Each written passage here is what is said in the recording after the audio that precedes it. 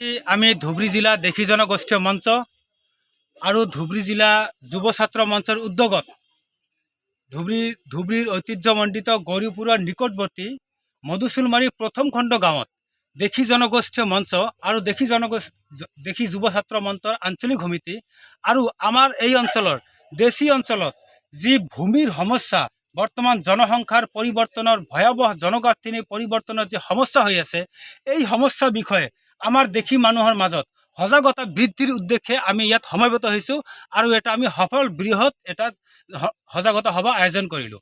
আজি সজাগতা সভাৰ উদ্দেশ্য যদিও আমাৰ আঞ্চলিক সমিতি গঠন কৰাৰ এটা উদ্দেশ্য আছিল, ইয়াতকৈ সবাতোকৈ ডাঙৰ আমাৰ মুখ্য উদ্দেশ্য হ'ল এই অঞ্চলৰ মাটি ইয়াত যি জনসংখ্যাৰ পৰিৱৰ্তন হৈ আছে, জনবিন্যাসৰ ভয়াৱহ পৰিৱৰ্তন হৈ আছে, অনাগত দিনত এই অঞ্চলত দেশী মানুহৰ কোনো ধৰণৰ আধিপত্য যে নাথাকিব, অৰ্থনৈতিক ৰাজনৈতিক আধিপত্য যে নোহোৱা হোৱাৰ অৱস্থা হৈছে।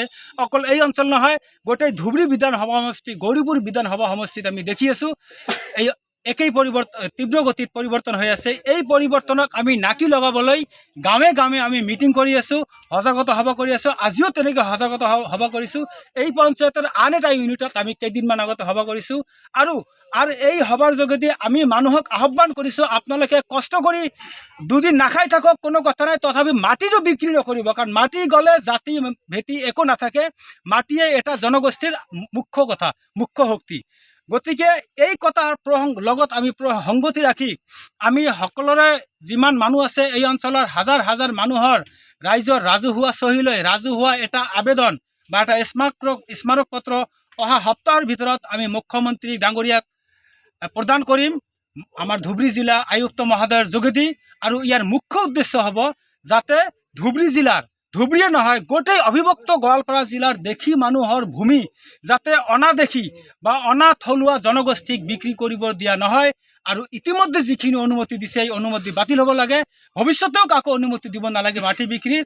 যদি মাটি বিক্ৰী কৰিব পাৰে অকল দেশীখিনিয়ে যাতে আমাৰ দেশীৰ মাটি যাতে দোষীক বিক্ৰী কৰাৰ অনুমতি দিয়ে। লগতে আমি এটা সকীয়নো দিছোঁ, আজি আমি সকলোৱে আৱেগিক হৈ আছোঁ, আমি এটা স্পষ্ট কথা কৈ দিওঁ যে দেশী জনগোষ্ঠীসকলৰ সবাতকৈ কোনো ডাঙৰ যদি কোনো জাতীয় শত্ৰু আছে সেয়া হৈছে মাটিৰ দালালখিনি দেশীসকলৰ। সেই দালালখিনিক আমি সকীয়াই দিছোঁ। অনাগত দিনত যদি আপোনালোকে মাটিৰ টকাৰ প্ৰলোভন দেখুৱাই এনেকৈ মাটি বিক্ৰীৰ কাম যদি বন্ধ নকৰে, যিকোনো অঞ্চলত আপোনালোকৰ গণধুলাই হ'ব। আমি স্পষ্ট ভাষাৰে কৈ দিছোঁ, আপোনালোকক আমি লক্ষ্য কৰি আছোঁ, আপোনালোকক গণধুলাই হোৱাটো স্পষ্ট কথা, এইটো চিয়'ৰ। আৰু ইয়াৰ যোগেদি আমি প্ৰশাসনকো জনাই দিছোঁ, আপোনালোকৰ লাগি লগাক। ইতিমধ্যে মুখ্যমন্ত্ৰী দালালৰ বিৰুদ্ধে বহুত অভিযান চলাইছিল, যদি সেই অভিযানবোৰ ফেইলাৰ হয়, টোটাল ফেইলাৰ, এই দালালবোৰক ভালকৈ নাকিব লগাব লাগে। অন্যথা দেশীসকল, আমাৰ দেশীৰ ভিতৰত যিখিনি দালাল আছে সিহঁতে কিন্তু গণধুলাই খোৱাটো একদম নিশ্চিত বুলি কৈ দিলোঁ। আৰু ইয়াৰ কাৰণে যদি কোনো আইন শৃংখলা পৰিস্থিতি হয়, আমি স্মাৰক পত্ৰ দিয়াৰ পিছতো তেতিয়া আমি দায়ী নহ'ম, ধুবুৰী জিলা পুলিচ প্ৰশাসন দায়ী হ'ব।